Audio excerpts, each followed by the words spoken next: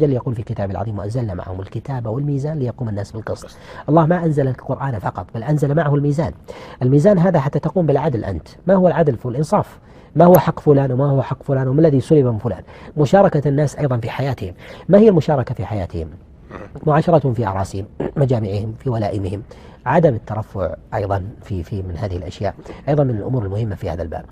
أيضا مخالطة الضعفاء والمساكين، هذه من الأمور المهمة حتى لا يخلق في نفس الإنسان الكبر، وذلك أن العلم كلما تزود الإنسان منه فإنه ربما نظر الناس إليه نظرة رفعة وتعظيم وإجلال، وقدموه وصدروه في المجالس. هذه الديمومة من الإنسان في التصرف والتعامل تورثه من شعر أو لم يشعر جانبا من جوانب الاعتداد بالنفس، بحيث لو وضع في نواحي المجلس أنف من ذلك وما حضر هذه المجالس.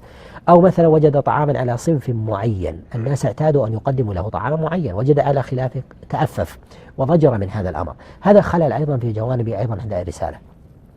النبي كان يدعوه اليهودي ويجيبه، وكان يدعوه الفقير ويجيبه، وكانت تدعوه الأمة لقضاء حاجتها من أمورها في المدينة فيجيبها. وقد جاء في البخاري من حديث أنس بن مالك أنه قال: كانت الأمة من إماء المدينة تأخذ بيد النبي فتذهب به حيث شاءت. حاجات الإماء في هذا أنها كانت تذهب به، مثلا سيدها ضربها، سيدها مثلا انقص عليها في طعامها، في شرابها، في كسائها، تعرض لها من ضايقها في الطريق، لأنها كانت تقضي حاجة الناس، يبيعن ويشترين ويذهبن ويقضين حاجة الناس. كان النبي عليه الصلاة والسلام يقضي حاجة الناس.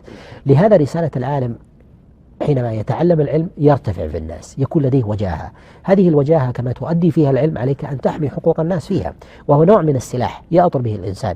يشفع صاحب الجرم يردعه، الظالم يردعه أيضا، ينصف المظلوم في حقه.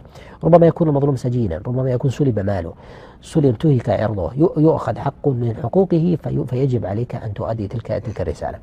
الموجود الآن قصور حتى شكل فكر العلمانية، فوجد العلمانيون في بلدان المسلمين هذا الانقسام، فما احتاجوا إلى تقسيمه وإنما احتاجوا إلى تنزيلها فقط. فيجد أن العالم في حياض، وأن أقوام الدنيا في حياض، ولا يوجد اشتراك في هذا الباب. هي علمانية تطبيقية ولكن ليست تنظيرية، فجاءوا للتنظير فقط، والتطبيق قد سبقهم إلى هذا الأمر. ما الذي دفع هذا الأمر؟ وربما يتبادر إلى ذهنك ما الذي يدفع هذا الأمر، دفع إلى هذا التشكيل. الذي دفع في ظني لما نشأ الاستبداد في بلدان المسلمين، والإسلام ينصف الناس في حقوقهم في أموالهم وأراضيهم، ولم يستطيع مثلا المستبدون والظلمة وكذلك السلاطين وغير ذلك منذ قرون طويلة جدا لا يستطيعوا استئصال الإسلام. والعالم لابد أن يشغل في ماذا؟ يشغل في هذا الجانب ما يتعلق مثلا الانشغال في جوانب التفقه والتعلم، الجوانب النظري، العناية مثلا في مجالس العلم في المساجد من غير مخالطة الناس.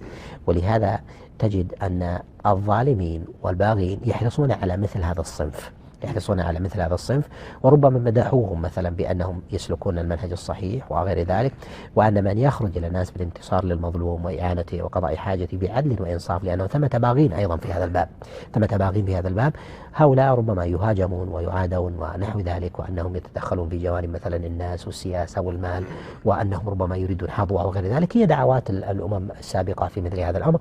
لهذا لما كان العلماء يشعرون بأمانة الرسالة وأدائها ويجدون تضايق عند الولوج لمثل هذه الأشياء، انكفوا إلى مثل هذه القضايا، فتوارثوا مثل هذا العلم أو هذا العمل، فانجرفوا إلى وانكفوا إلى مثل هذه الزوايا، فأخذوا يدرسون الفقه نظريا من غير مخالطة الناس وقضاء حوائجهم والانتصار للمظلوم، وكذلك أيضا نشر العدل في الناس.